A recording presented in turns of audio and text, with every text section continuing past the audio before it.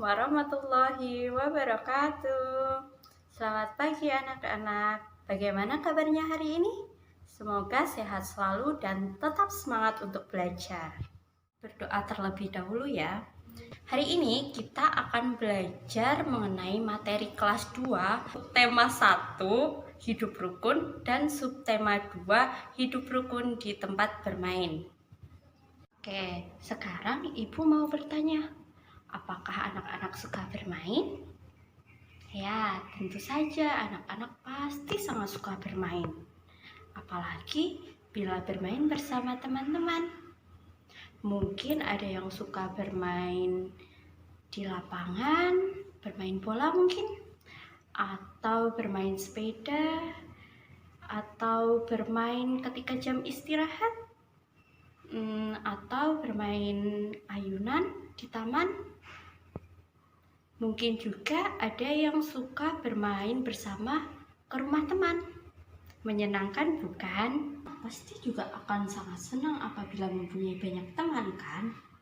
Maka dari itu kita harus menyayangi teman, harus mau menolong teman, saling berbagi, seperti itu. Dan juga anak-anak tidak boleh membeda-bedakan teman. Itu semua contoh dari bentuk kerukunan. Maka sangat penting menjaga kerukunan dalam kehidupan sehari-hari, termasuk menjaga kerukunan dengan teman baik di sekolah maupun saat bermain. Pada pembelajaran kali ini, kita akan belajar bagaimana perilaku rukun di tempat bermain, sehingga anak-anak dapat merasa lebih nyaman ketika bermain apabila semuanya rukun. Selanjutnya, yuk kita simak cerita Udin dan Edo berikut ini. Udin dan teman-teman sangat kompak.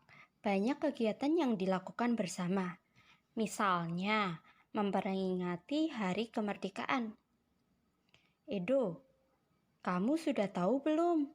Nanti akan ada lomba sepeda hias loh. Lomba dalam rangka apa, Udin? Ayo kita ikut lomba itu. Sepertinya menyenangkan. Dalam rangka perayaan Hari Kemerdekaan di kampung kita. Ban sepedamu sudah dipompa. Ayo aku bantu memompanya. Setelah itu, kita hias sepeda bersama-sama. Wah, terima kasih, Din.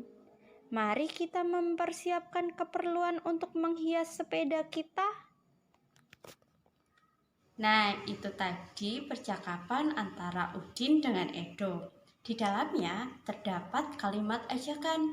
Apa itu kalimat ajakan?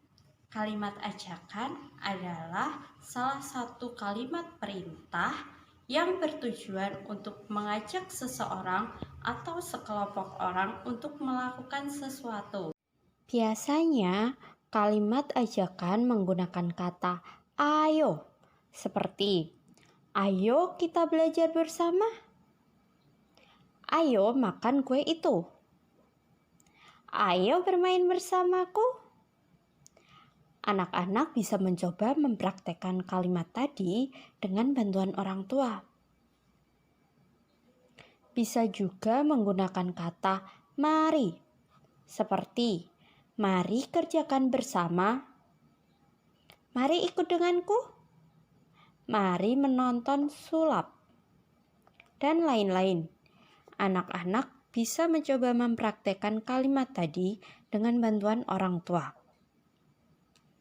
Dalam percakapan antara Udin dan Edo tadi, terdapat kalimat ajakan yaitu kata-kata yang menggunakan kata ayo dan mari. Coba anak-anak perhatikan.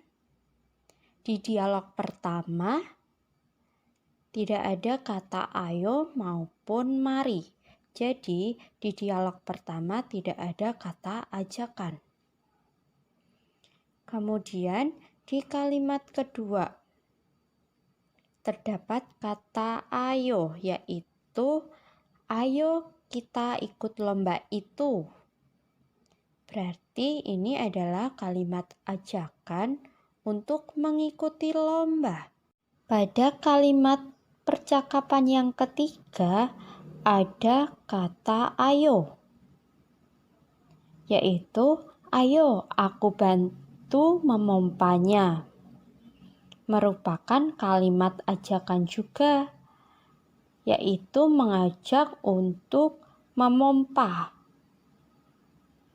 Kemudian di kalimat terakhir ada juga kata ajakan mari. Mari kita mempersiapkan keperluan untuk menghias sepeda kita, di mana kalimat tersebut mengajak untuk mempersiapkan keperluan. Jadi, pada percakapan Edo dan Udin tadi terdapat 3 kalimat ajakan. Anak-anak, dari cerita Udin dan Edo tadi bisa kita ketahui bahwa Udin adalah anak yang baik. Ia selalu hidup rukun dengan teman-temannya. Udin juga suka menolong teman-temannya yang membutuhkan bantuan. Anak-anak juga seperti itu kan? Apakah anak-anak pernah membantu temannya? Salah satunya dengan cara meminjamkan alat tulis ketika ada yang tidak membawa, menolong ketika ada teman yang jatuh, dan masih banyak lagi. Udin juga selalu menjaga kerukunan ketika bermain. Bagaimanakah contoh sikap menjaga kerukunan ketika bermain? Nah, di sini Ibu memiliki contoh gambar ketika bermain bersama. Mari kita amati gambar ini bersama-sama. Yang pertama, Ibu mempunyai gambar 3 orang anak sedang bermain kelereng bersama. Mereka terlihat akrab dan bermain secara rukun. Maka ini merupakan contoh sikap menjaga kerukunan ketika berada di tempat bermain. Gambar kedua, ada anak-anak yang sedang bermain bola dan sebagian anak terlihat mengobrol. Hal ini juga mencerminkan sikap menjaga kerukunan. Mereka dapat menggunakan tempat bermain secara berdampingan. Gambar ketiga, coba dilihat ini. Ya benar, mereka sedang berebut ayunan. Nah, ini adalah sikap yang tidak patut dicontoh ketika berada di tempat bermain. Seharusnya ketika bermain kita harus bergantian, tidak berebutan seperti ini. Kemudian gambar yang keempat. Nah, ini juga gambar 2 orang sedang bermain ayunan, tapi mereka bermain secara bergantian. Mereka tidak berebut.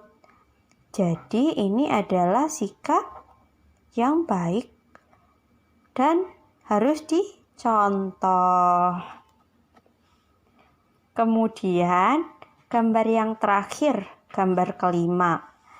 Nih, ada 3 orang sedang bermain, tapi salah satunya terjatuh. Dan 2 orang yang lainnya malah mentertawakan. Kira-kira ini sikap yang baik atau tidak? Ya, betul sekali. Ini sikap yang tidak boleh dicontoh. Karena ketika ada teman yang sedang kesulitan, kita seharusnya membantu, bukannya mentertawakan. Ibu mempunyai gambar mengenai Udin dan Edo yang akan menghias sepeda bersama. Namun, gambar ini belum sesuai urutannya ya.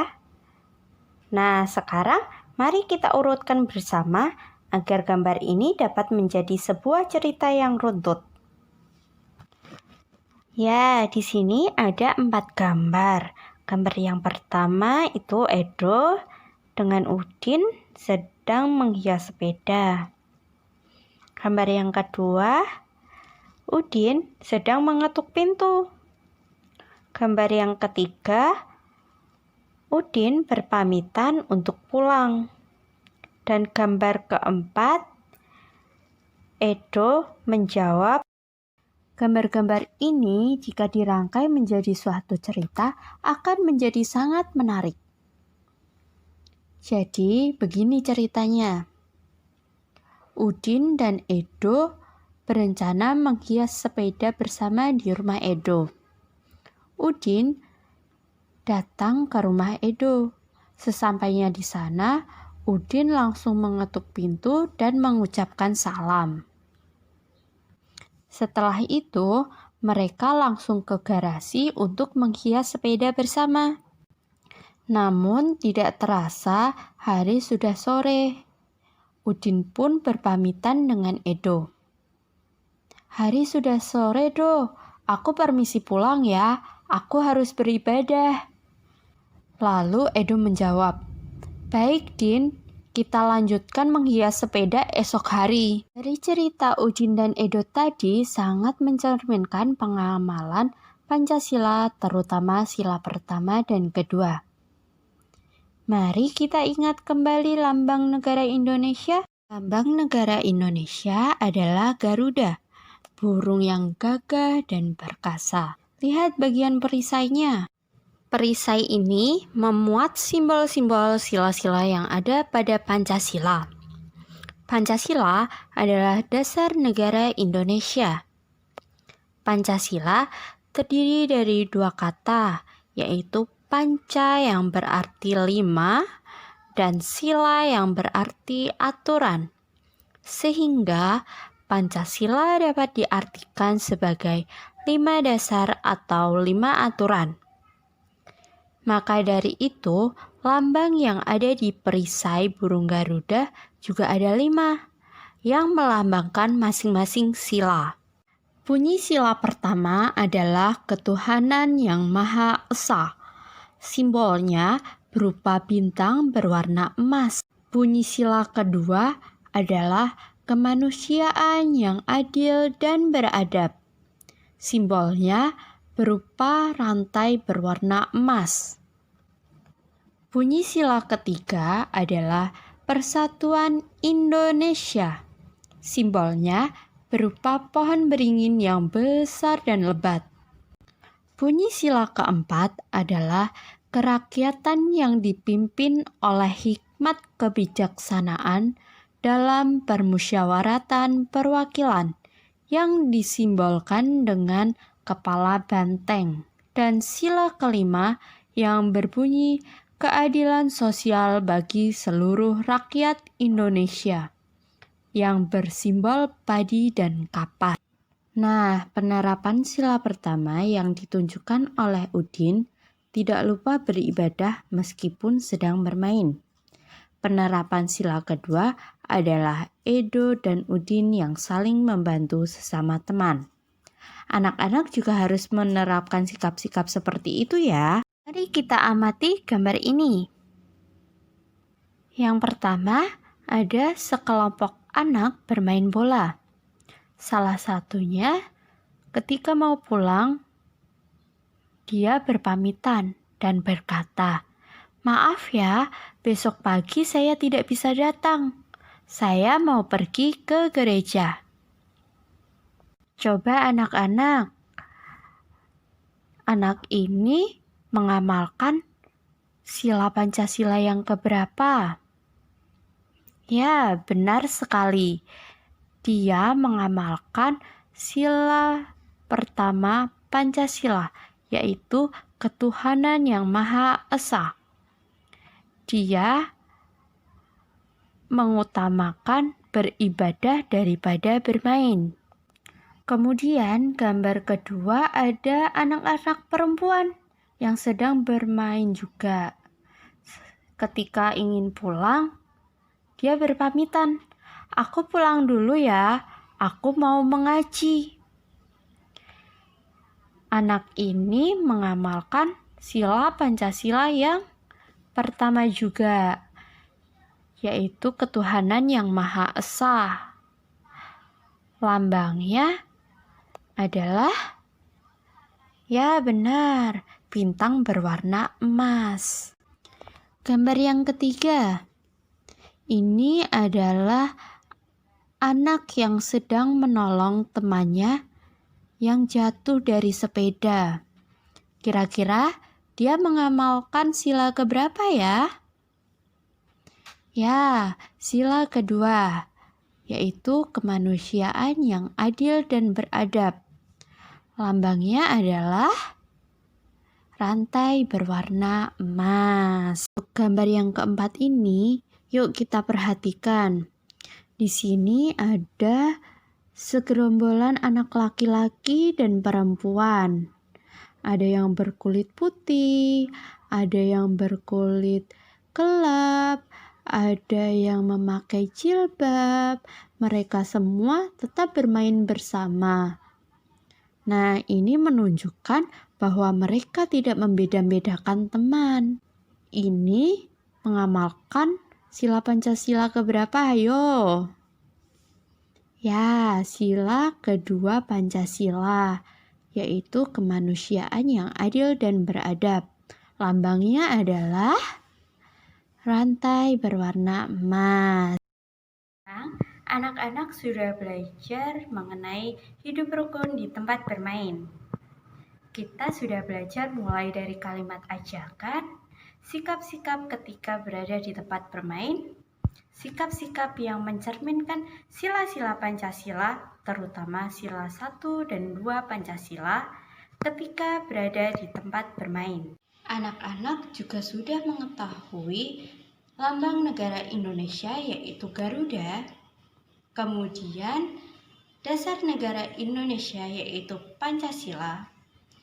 Kemudian anak-anak juga sudah belajar mengenai lambang-lambang atau simbol-simbol sila dalam Pancasila.